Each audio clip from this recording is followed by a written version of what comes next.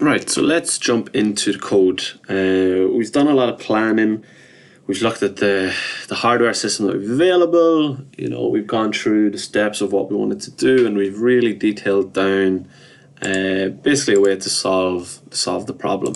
Okay. So we're going to try and put that into code and see how we can go ahead and develop that. Now, I always like to start with my outputs, okay, because that's really what I've referenced here. I've referenced when my outputs are going to turn on and off. Okay, there's not too much from my inputs in this here. So let's put them in, right? So what inputs have we got? Outputs have we got? Well, we know we've got 4. We've got the motor, the deflector, A extend, and A return. Okay, so I'm going to pop them into my code, right? So pop in our motor.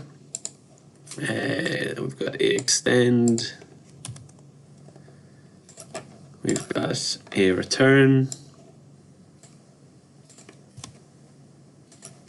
And we've got the deflector. So let's just deal with them in isolation at the moment. Because what we're able to do is we're able to take this and see at what points do we want them to turn on and off. Alright? So if we look for another couple of things that we need to understand as well is what do we need to latch on and what do we not need to latch on.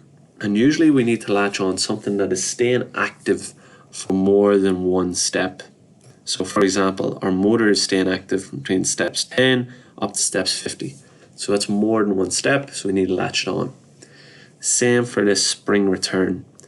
It's staying on for more than one step, so we need to latch it on.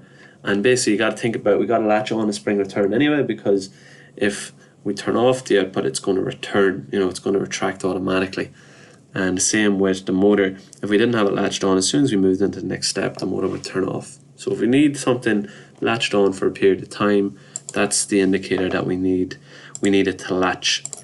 So if you want, you could go ahead and actually just, won't let us bring in that latch just yet. Okay, well that's alright. But just so we reminder to ourselves, we can bring in them branches that we do eventually need to latch it in. Okay.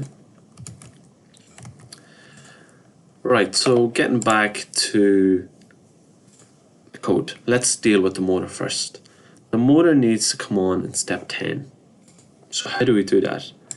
Now remember, we're using that position variable in the data block to essentially store what step number we're in, or what position we are in within the code. So we're looking for a comparator. So basically we want to say if we're in position 10 for the data block. Okay. So if the value of 10, that integer value of 10 is in the data block, we want to go ahead and turn on the motor and latch it on. Okay, simple as that. And that will turn it on. So once we're in step 10, we'll go on and turn on the motor.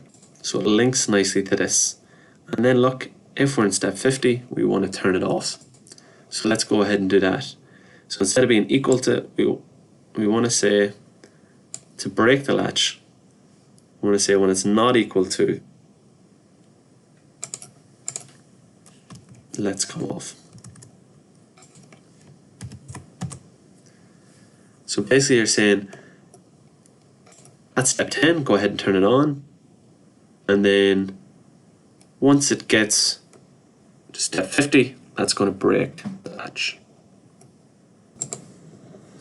Yeah, so just remember when it's equal to 10, it'll go ahead, it'll pass through here. We want it to pass through this because it's not equal to 50. So pass through, keep the motor on, and then once it gets to 50, then that will break it.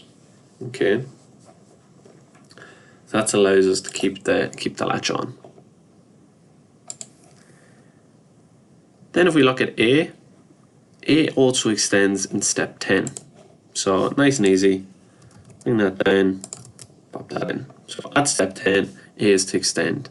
We don't need to latch that on or anything due to the hardware that we have. It's not a spring return valve. You just need to pulse it and it will move the valve fully over for us. And then we had in step 20, we want to move it back. So step 20, move it back. So real nice and easy, and it's taking place. And you'll see it's the same steps down here anyway for the plastic. Exact same steps so far for the plastic.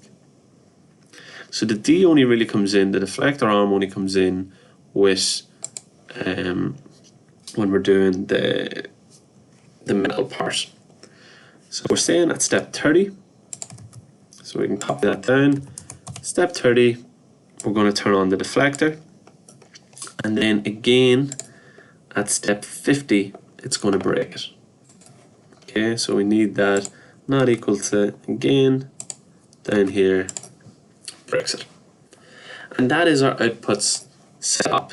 And you can see having this wrote out, this kind of flowchart wrote out, makes it nice and easy for us to do that.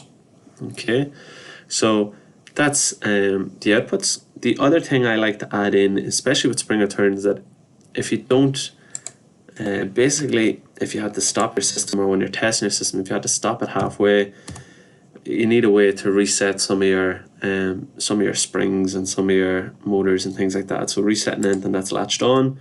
So I always say if it's equal to 0, break those latches as well. Because in rest, when we're in this rest position, so when nothing's happening, if you imagine a step before here, nothing's happening, everything should be off anyway. So I always just put them in just to make sure that's done as well, that in step 0, we're going to break any latches. It doesn't matter here because, you know, once you move out of 20 or out of step 10, that line's not going to be active. So it just means none of your outputs stay latched on or stay active. Okay, so that's all the outputs sorted.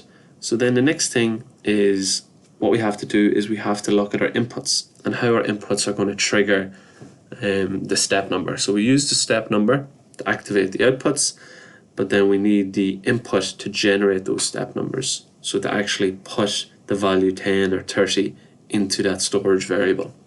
Okay.